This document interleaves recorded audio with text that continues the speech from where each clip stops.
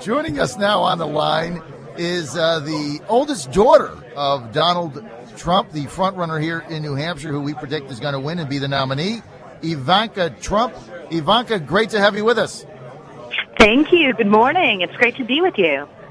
Now, listen, you have been dragged away from your family to come up here to New Hampshire and campaign for your father. You're at the rally last night where a huge turnout at the Verizon Center right across the street here from the Radisson. As you know, we're fans of your dad's. We have endorsed his candidacy for president, and we were one of the first people to do that. And that means so much to us, so we really appreciate that. Well, thank you so much, Ivanka. Now, what do you make of this whole thing? It's incredible. I mean, it is absolutely incredible. So we're not a family of politicians. Politics is definitely not a family business for us. My father's been doing this for 6 months, and it's been unbelievable to see how he's really set the national agenda in terms of what he feels is most relevant and the most relevant issues facing this country. Right from the beginning, he has really set that, and that's ultimately what leadership is. But for me, yes, I have 2 little toddlers at home. I'm 8.5 months pregnant and definitely not supposed to be traveling at this juncture, but this is a moment in history, and it's incredible opportunity for me as a daughter to see my father creating such passion and such enthusiasm, and it's remarkable. You mentioned the rally last night. We had probably 10,000 people or close to that came out in the middle of a snowstorm. So I'm looking at this arena. I've never seen anything like it. I think the last time I saw a crowd that big, there was a band, a piano, something. So it's amazing in the middle of a snowstorm. So, as a child, it's an unbelievable thing to see. Well, it really is, and we were shocked with the crowd last night because of the snow and the weather, and you're downtown also, so people have to get home. 10,000 people there. Your father had them rocking. So, I've been to several of these rallies. And he did instruct everyone to drive very slowly, though, because he doesn't want anyone getting hurt who is going to go out and vote. That's right. That's right. Need every vote. And the best line he had ever was, I want New Hampshire voters to come out and vote for me. If you're not voting for me, it's okay to stay home. I thought that was the best line of the campaign so far. Ivanka, how has your family reacted to this? I mean, you got the 2 little ones at home. You've got kind of your husband now has been drug into this whole thing. How is your family reacting? Well, we're just incredibly proud of my father. I mean, what he's done is nothing short of remarkable, but it's, this is consistent with what I've seen from him his whole life.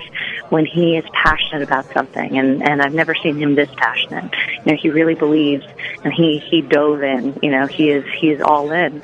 He believes that the problems facing this country are very real, and that we don't have much time to fix them, and he's the person to do it. And I agree with that wholeheartedly. I've seen him do that my whole life. Take sick businesses and grow them into thriving enterprises, create a company that spreads across so many different industries and across so many different countries, and employ and really inspire tens of thousands of people along the way. So, I've seen him rise to every challenge, and I have no doubt that he'll rise to this one as well. And it's important. It's very important that somebody does. Yeah, certainly. Hi, Ivanka. This is Curtis Ellis. I'm the Executive Director of American Jobs Alliance, and it's a pleasure to meet you. I love what your father is doing. He is on the messages that are so important. I'm holding in my hand a copy of the New York Observer, your husband's newspaper, and it's a great paper, another great family business. And Jared's doing a great job. The cover story, it's a couple of weeks old here. I live in New York, so I get this regularly, read it all the time. Rubio Rubicon. It's a great paper that is always covering the important stuff. Thank you so much. It's he's loved that paper, and he's on the publishing side, not on the editorial side, and his other business is real estate, so we share some similarities there. But the New York Observer has had a long and amazing history of really telling important stories, especially for those people who are living in New York. So thank you for saying that. Now, we're going to get everybody out to the polls today. As soon as we're off the air, we're going to go driving people to the polls. Are you going to be doing that? Are you going to be driving voters to go vote? Yes, I'm actually going to go out to some of the different polling locations. So we're all in, so now we need everyone else's help very much. So, to get people out there and the enthusiasm's there, for sure, the dialogue's there. And now we need people to come out and support our vision if they believe in it. So we'll all be spread across the different polling locations, and it's exciting. So, for me, again, this is something I've never experienced before, so it really is an unbelievable moment. So, watching it happen real time is great, and I'm looking forward to meeting a lot of the voters today and meeting them and thanking them for their support and ultimately for their vote.